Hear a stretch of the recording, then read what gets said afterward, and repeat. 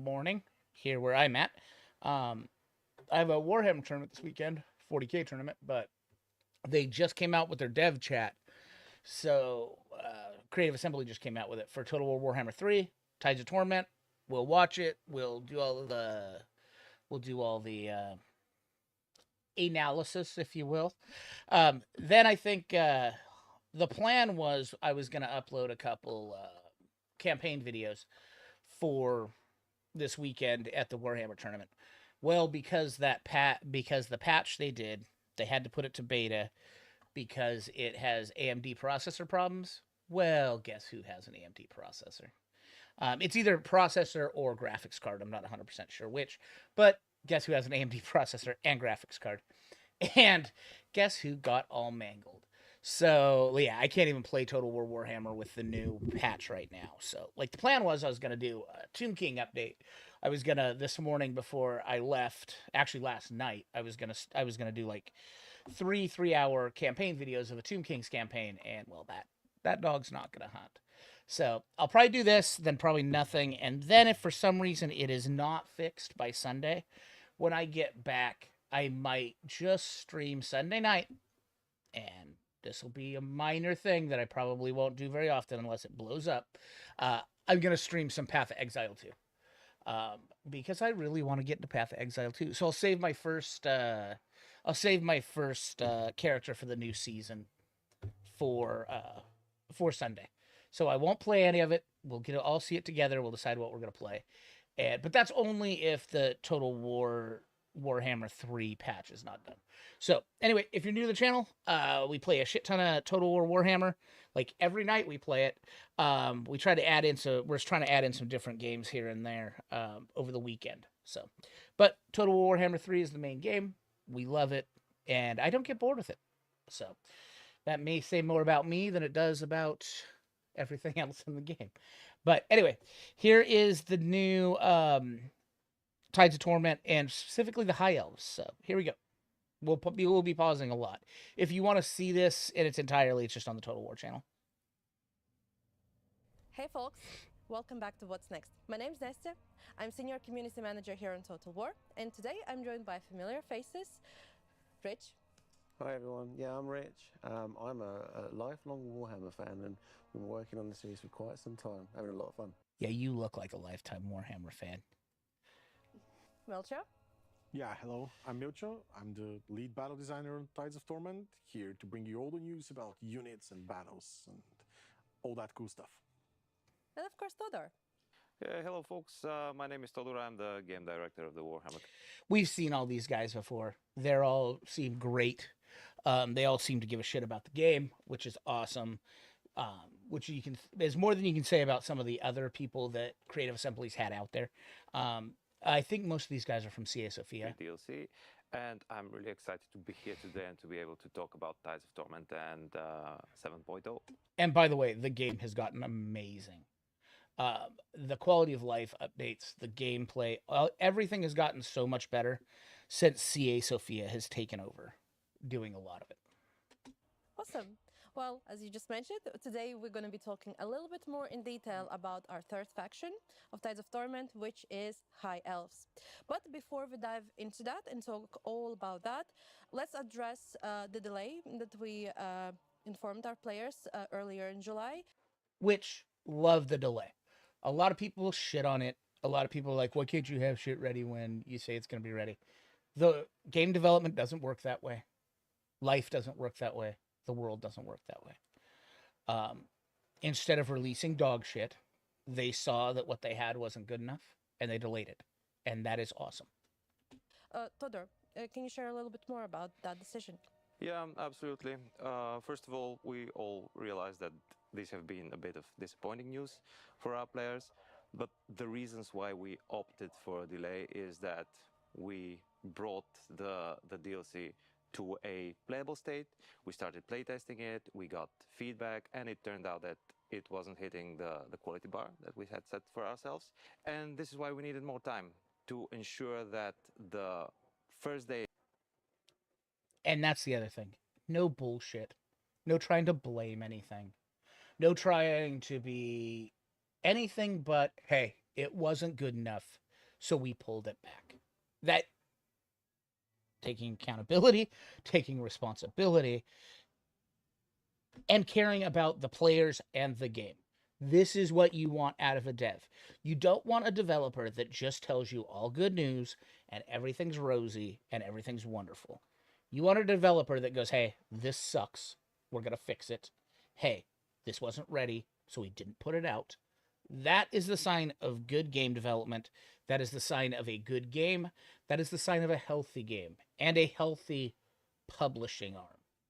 That the publishing arm is not telling them, put this dog shit out. Get us the early quick money. Experience for our players is the one that they would like to see. Yeah, absolutely. We know that every character and faction that we add to the game is so important. Everyone's got their favourites, and we just want to do them right and do them justice. So it'll be great to talk about High Elves today and what we're doing there, and how we're bringing a few little extra bits in, sprinkling some extra magic right. Yeah, we're excited by it. Todor, do you have a release window for us? Well, right now we're thinking about releasing Tides of Torment somewhere in late October. Thanks so much. Thank you for the update. Stay tuned for more information on our socials. Back in July, Fine release we date. revealed that Aislinn is indeed our third legendary lord for Tides of Torment. So it won't come as a surprise that we're talking about him today. So tell us more. Oh, he's one I've been waiting for so long to get my hands on to get into the game, because he's quite different to the High Elves that we've currently got. He is the Sea Lord. He kind of commands essentially like the police of the seas, which protects Ulthuan from all the various different invaders. And he rules with very much like an iron fist. He's gonna take people that I believe he's the one that burned Marienburg. That burned the whole port of Marienburg. cause trouble to out the back and sort it out. So he's a tough cookie, and he comes with all sorts of interesting nautical based bits and pieces, which I know we've been enjoying working on. Yeah, quite a bit. What I really like about Aislinn is the fact that he is, efficient, and to the point where he is just being brutal to the enemies of Ulthuan. He's also single-minded and just going after his target, which usually is a real or a perceived threat to the High Elves. And he, on top of that, is a master tactician and a master warrior in his own right. Yeah, but he really does think that the offense is the best defense. Yeah. And preventive strikes on other shores are not something that he is going to be shy of doing, despite of what other High Elves are thinking about it. Wonder where they're going to start him. That'll be interesting. Interesting where his start position will be. Yeah, we are trying to represent that in battle as well, where he is going to be one of the good dueler characters, wielding 2 weapons, 1 in each hand. But we're also keeping one of his most iconic abilities from the tabletop, where he's able to buff up archers and make a really good use of them. Oh no. Oh no, High Elf Archer Lord. Yikes. And make the enemies suffer from range. He's going to be quite awesome. You would like to take some of that beef to Lockyer, I'm sure. Oh, yes. Especially in the quest battles that he's going to have. Yeah, that's one of the things that we've been adding back into the mix. So as a part of the delay in trying to improve the quality and overall nature of the package, as Milcho said, we wanted to get a little bit more of that narrative in there for each of the characters, and acknowledge what we did on Omens of Destruction, where the focus is now on the Mortal Empires. We're not having content in Realms of Chaos, so we want to allow people to have those kind of points to go after, things, little stories to experience and call. That is a very, very good point. And I haven't seen this brought up a lot. And they did nail it. They really nailed it in Omens of Destruction. And they nailed it in the last one too. Not so much Skulltaker, but Gorbad they kind of nailed. I think they nailed. I very much enjoy Gorbad. I very much enjoy his campaign, even though he is a very, very, very, very generic Orc Lord. I like the campaign mechanics. I like all of that.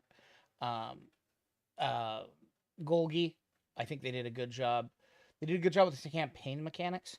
not as much the narrative. Like, there's nothing that really, I don't feel, builds Golgi's narrative.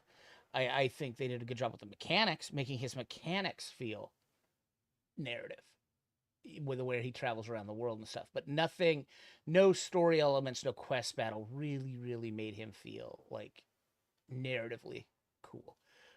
Same with Gorbad. Same with Skulltaker. Nothing narratively made me like. I mean, Skulltaker had super powerful mechanics and all that, but nothing that was like, oh, I'm experiencing a story. Elsbeth, you feel like you're experiencing a little bit of a story. Not as much with her, but definitely Mikaisen. I mean, it's a number of quest battles and stories, and Malachi Mikaisen's campaign is fucking amazing. And Tamarkon, the way you're moving around and the way his chieftains drive that story, because you're moving from spot to spot to try to maximize getting the chieftains leveled up and getting the chieftains out.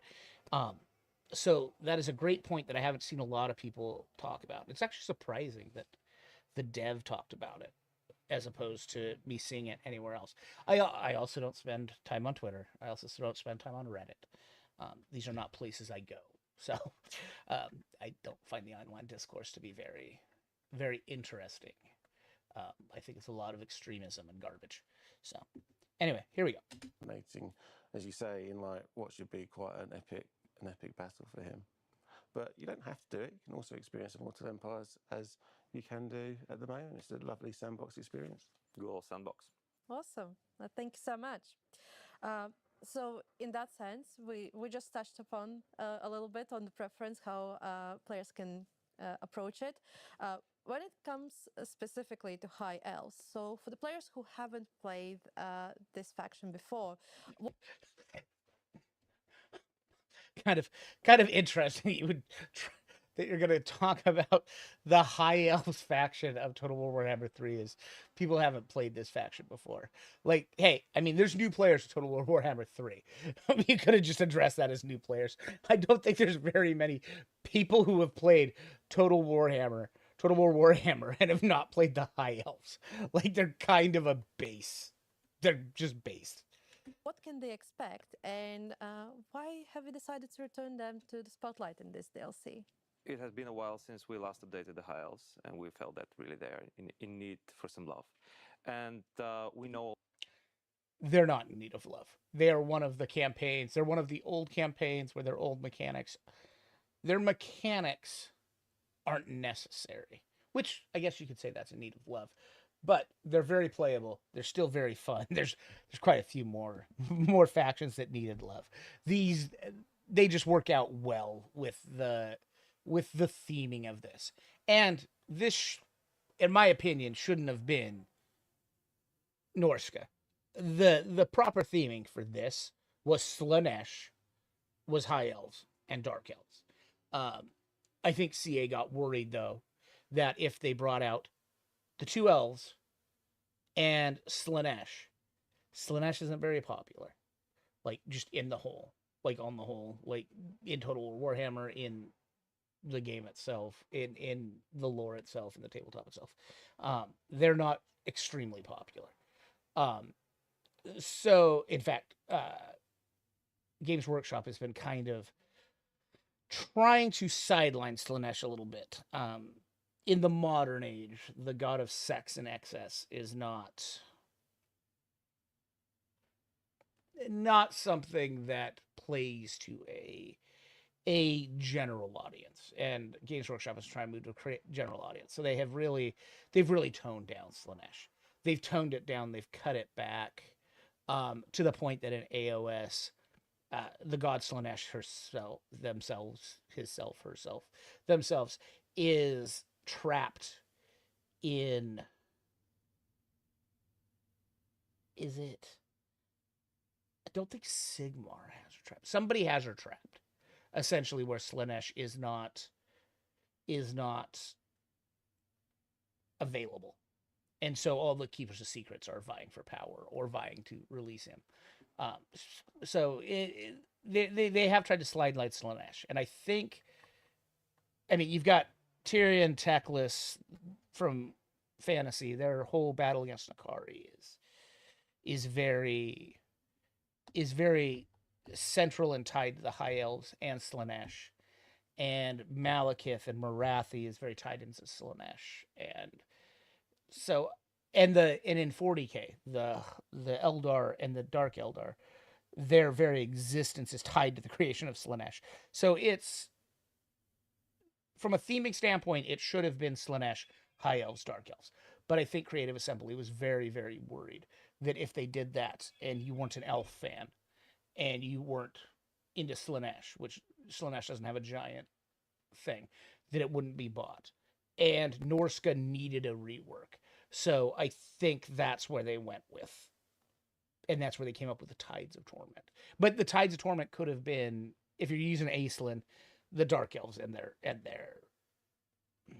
their Black Arcs are a super important thing to the Dark Elves. Like, it's how they survive. So it would have been just fine. I personally don't think that Tides of Torment was supposed to have Norska. I think that was a later addition. Also, that a lot of our players really wanted to play them, so adding this bit of cool content along with various updates related to the overall race was something that was very, very meaningful and relevant for us. Along with Aeslin, we are updating the entire race by allowing a form of confederation between the factions on Ulthuan and beyond, the High Elven factions. And we are also paying some more attention to some of the fan favorite lords out there, really pushing what we have in game to represent better who they are as a character. Yeah, we really do want to have Teclis be one of the greatest mages out there. Yeah. Sorry, Balthazar. Yeah, we Let me back up a second. Greatest mages out there. Yeah. Sorry, Balthazar. Yeah, we really do want to have Teclis be one of the greatest mages out there. Yeah. Okay, Matt. I do agree with this. Currently, Teclis doesn't feel like the most powerful, disgusting magic user in the game, which he should. Yeah, Balthazar Gelt shouldn't be more powerful than Teclis. Elsbeth shouldn't feel more powerful than Teclis. I mean, Teclis just needs to be obscene. Sorry, Balthazar. Yeah, we acknowledged the feedback that we had from Omens, in that we didn't touch on maybe all the characters, all the fan favourites out there. So we wanted to make sure that Tyrion and Teclis have a little feature of each, which really kind of resonates with their characteristics. You know, whether that's towards the Tower of Hoeth and magic for Teclis, and for Tyrion being that kind of astute warrior, protective figure again. There it is. I was wondering if they were going to say Simps for Lariel. So yes, they did. Yeah. Okay. So there'll be more on that hopefully in the near future. But yeah, each of those will get a little bit of love and attention. It's good to see. A uniting feature now for the High Elves. So if you want to think Great Book of Grudges and how you could combine and confederate the dwarves, well, this is a similar type of deal. Oh my. Oh, that's very good. For the High Elves, which should be really good. Yep. So for those of you that don't know, the Great Book of Grudges allows you to confederate all the dwarven things, even after they're defeated on the campaign map. You can grab all of the dwarf legendary lords. It's one of the things that makes dwarves so much fun to play. So if they add that into elves, The DLC and this update brings some spicy new units. So I'm looking at you, Milcho. Oh yes, of course. Who you are excited to talk about today? There's a ton of units that I want to showcase, but unfortunately we'll be just talking about a few of them right now. But we are finally bringing the Skycutters to the High Elves roster, and this is just, by the way, it's such a cool model. Josh has got a couple. We ended up buying a giant lot of Warhammer. There was a lot of old stuff. And it basically filled the entire back of my Jeep when me and Josh went and got it. There's a lot of High Elves, and Josh has been building an old world High Elf army, and this Skycutter is so fucking cool. one of the most anticipated units out there. For those of you that don't know, those are basically flying chariots pulled by a great eagle through the sky, so they can be extremely menacing and shape the tactics on the battlefield. We have two variants of those units. One are just going to be armed with archers on top that are going to be shooting at enemies, while the others are going to have bolt throwers on them.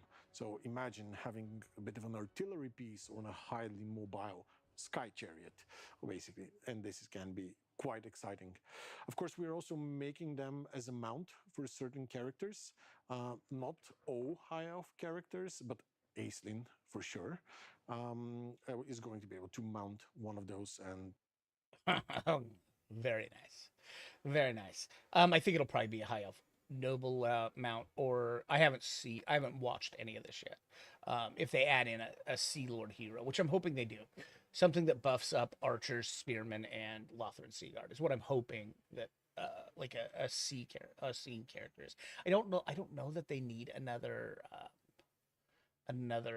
Lord option, but another hero option would be very good. Bringing it into battle. But this is not all, of course. We are leaning really heavily into the nautical theme with this faction, and so we are adding a lot of other units that are very flavored in that. With this being the Oceanids and their big brother, the Sea Elemental. So basically, those are water-based creatures. Really? This is an odd choice. The Oceanids are monstrous infantry that are pretty much designed to take the blunt force of enemy attacks and withstand them, because them being made out of water, they are highly resistant to certain types of damage. I do suggest you bring some magic attacks against them if you want to be fighting them. So they're basically, it's just gonna be like the Kadai Fireborn for the Chaos Dwarves, but water instead of fire. And the Sea Elemental himself is also kind of this big monstrosity that is extremely good against enemy infantry, also having that special resistance, being an elemental as well, made out of pure water.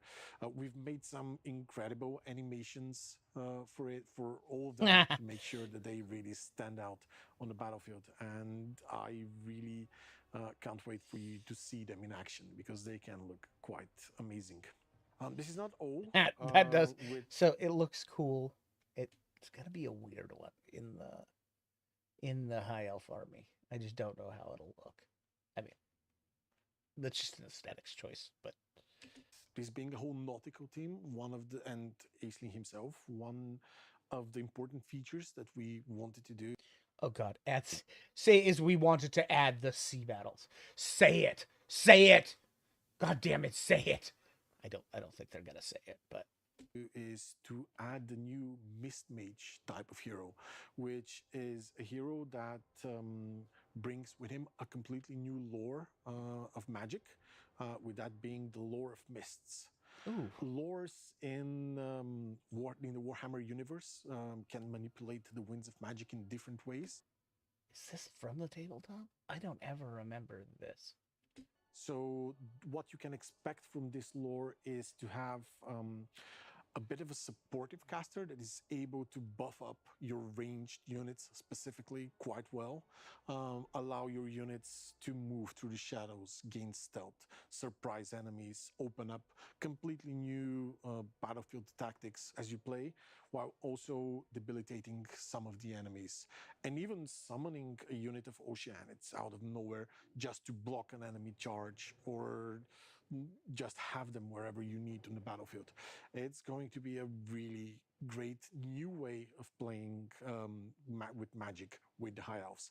And we are excited for you to see all the effects and how we've managed to make those spells come to life. It's pretty cool, really, like, because High Elves are so associated with magic, and now they've got their own bespoke lore there to play around with. It should be really cool. And I think when you combine that with, they're supposed to have their own lore. It's called High Magic.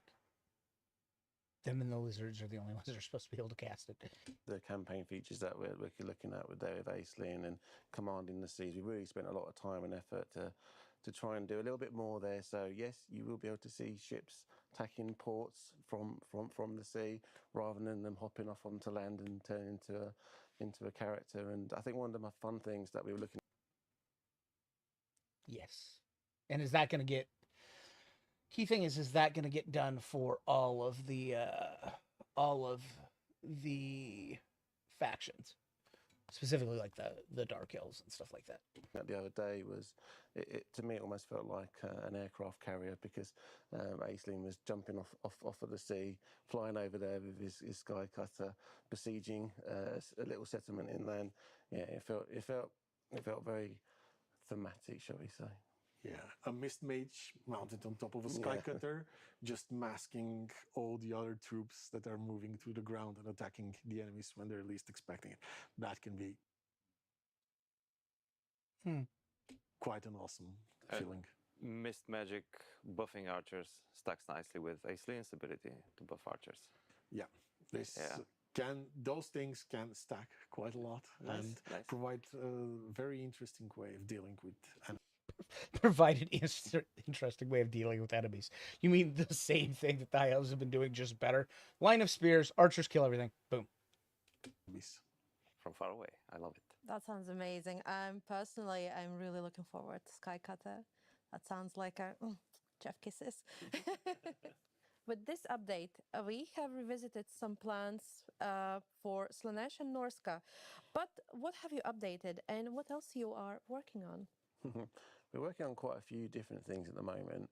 For Slanesh, we're just doing a general pass of things like text, buildings, all the good stuff that people enjoy and do. We think they're in a pretty good state at the moment, but obviously you at home can tell us otherwise. But yeah, we are looking at things around cults and if we can do any improvements there. Again, things around unholy manifestations. Great.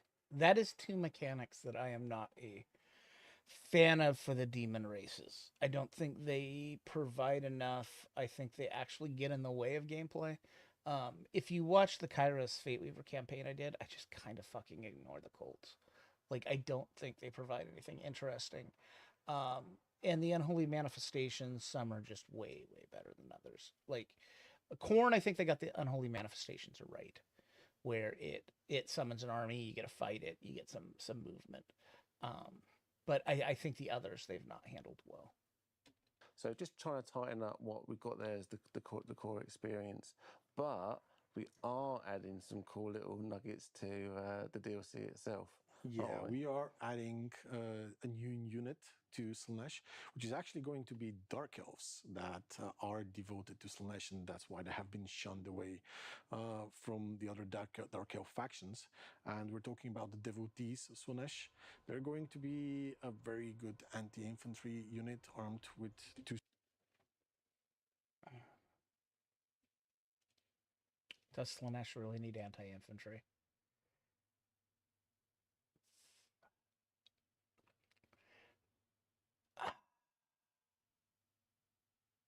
I think I would rather see.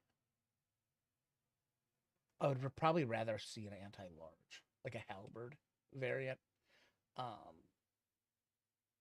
and or just maybe better ties to Marathi somehow.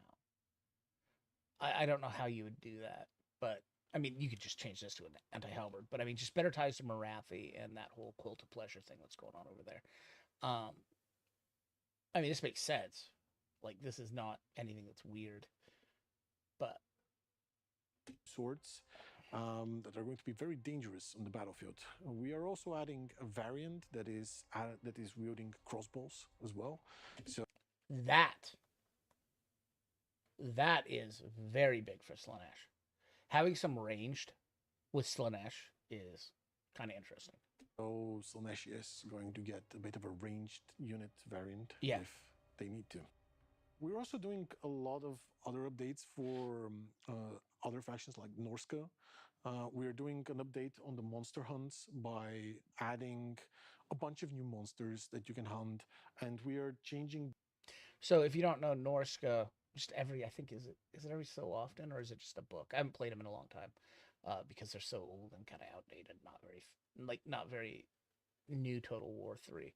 But essentially, you get monster hunts. You go and then you fight a quest battle, and you end up getting that monster. So adding more monster hunts is cool.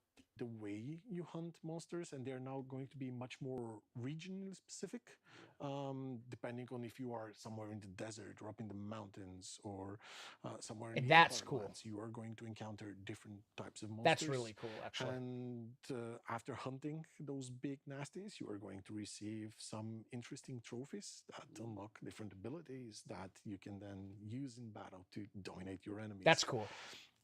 It's not all we're doing for Norska. We do want to have their identity of this faction that goes around the world to pillage.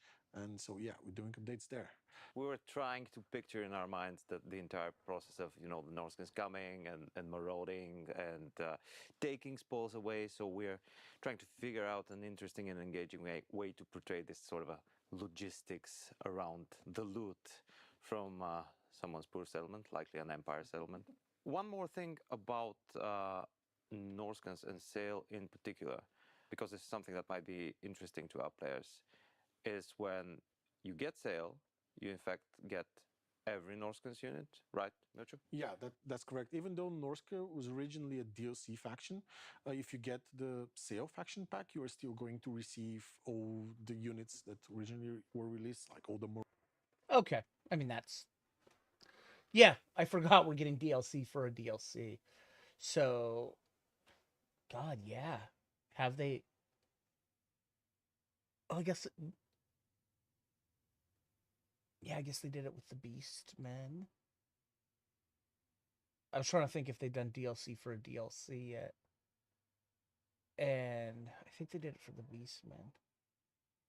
Yeah, interesting. Okay. Marauders, the mammoths as well, so you can really feel like a Norscan. Yeah, that's right. But if you want to play as Wolfric or Throg, you're still going after the original DLC to have fun with them, and they're getting some updates and improvements too as well. So Throg's getting some content around being the king of trolls, which you might have heard about before, and obviously Wolfric's got his famous sea fang to zip him around on his ship around the world. I'm really hoping Wolfric gets the Malachi Makaisen treatment, where Norska's not a horde faction. The dwarves aren't a horde faction, but Makaisen gets his airship, and it does really cool shit on the battle map and campaign map. And I'm hoping that's what Seafang turns into rather than a spell. So yeah, they're going to be good too. Yeah, can't wait for Seafang specifically. Speaking of Sail, is there anything specific in the works for him? Well, Sail is still this kind of cunning and manipulative character that can surprise his neighbors and his friends, let's say, with underhanded actions. And as we mentioned about Aislinn, so as Todor says, he does get his own narrative as well. So all three characters now have that as a part of their campaign feature set specific to them. Oh, that's very nice. I bet our community is going to be really excited about that. Do we have anything prepared for the Kala? Yeah, we've been going a little bit back to the drawing boards on her. Her experience wasn't quite right, wasn't quite what we wanted. I mean, she's a brutal character. She's wielding 6 swords, so she's there to do business, and she's going to be doing that now through the campaign, through a feature around decadence, where her goal is essentially to create these really opulent pleasure palaces, and to do that, she's going to be using the thralls of the. Okay. Yep, this is a good idea.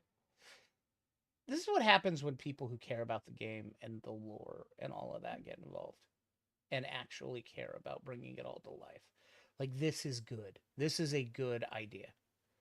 The regions to sort of help create and build those, whether that's come from her war pits or from her thrall camp. So she's a really tough and brutal kind of a character.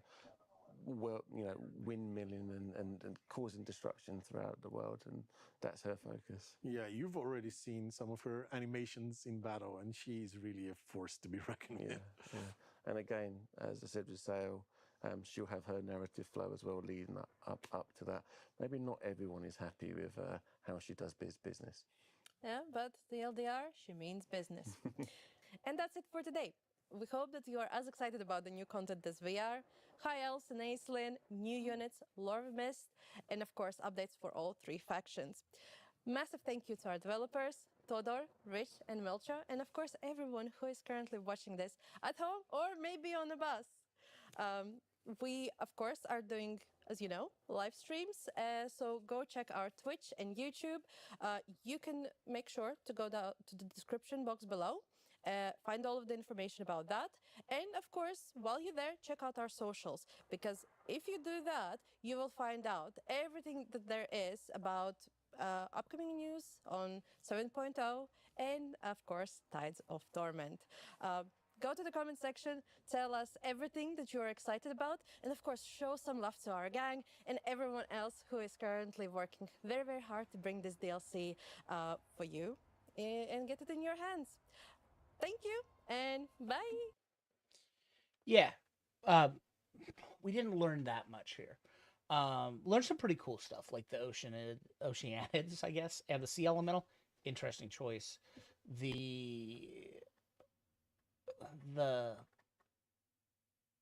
And I just looked. There isn't Creative Assembly doesn't have a. They don't have a new thing up here that's got anything interesting. I just looked on, and there isn't like a website that's got all the high elf stuff. And here's what's like they've done with the others, really detailed stuff. So, which makes sense because they're pushing it out till October, end of October. Which, hey, I have no problems with that. I would much rather them go, hey, this isn't ready. I don't even care if they delay it again because they don't think it's ready. Like, just give us good things that are ready. It's not like this game doesn't have enough content. It's not like this game doesn't have a super badass modding community. So, yeah. So far we didn't learn anything really that much more. Learned a little bit more of the mechanics. I like the Pleasure Palace idea with Drakara, whatever, the Slaaneshi Lord. I think that's a good idea. I think that's very lore friendly. I think that's very... it's better than... unless you're going to completely rework the vassalization and all that stuff. Like, it just doesn't work. I think the only place the vassalization really works is with Warriors of Chaos, specifically, where you're just taking the main settlement and then you're making vassals out of everybody else, and it just means you don't have to manage a whole bunch of settlements. I think that's kind of the only place it works. So good to see Slaanesh veering away from that, unless you're going to completely revamp the vassalization. I think the Sea Elf stuff, that's what we figured it was going to be. The fact that they came out and said that they want more narrative experiences out of the DLC lords is very good. That's a very good point that I haven't heard very many people make. And basically what I've taken away from the last couple of these is this group at CA Sophia gives a shit. And they care, and they're trying to put out good stuff. And the other thing I appreciate from Creative Assembly, new post-Hyenas Creative Assembly, is it's not this polished bullshit. If you watch, every single person here seems like they know Warhammer lore. They care about this game. They play this game. If you look at some other companies like CD Projekt Red, when they had the stuff leading up to Cyberpunk, the people they had on the panels, a lot of them are not gamers. They set up fake rooms to do the interviews.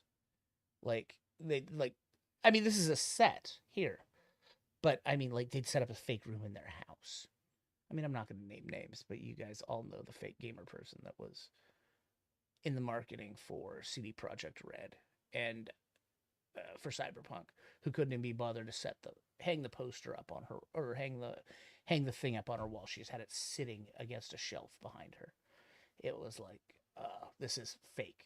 Like, this is fake marketing. And Creative Assembly used to do it too.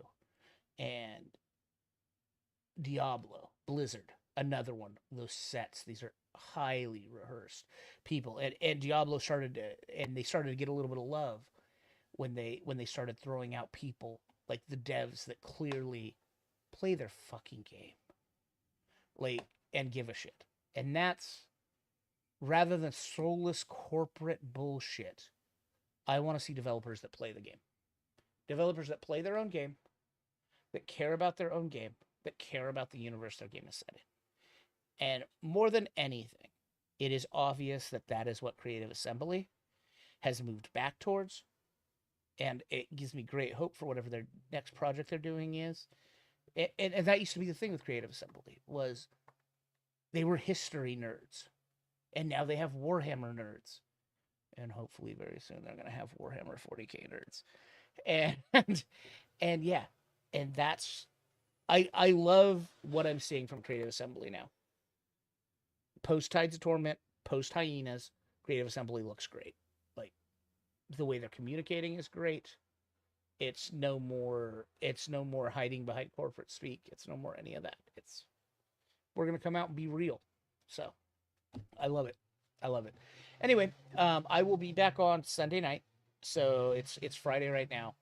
I will be back on Sunday night for more. Well, if the beta patch isn't fixed, I'll probably do a little bit of probably do some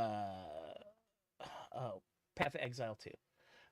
Not something I want to do mostly on the channel, but if there's I don't want to start a new campaign that will then immediately, as soon as they fix the patch, then we'll have to start another campaign.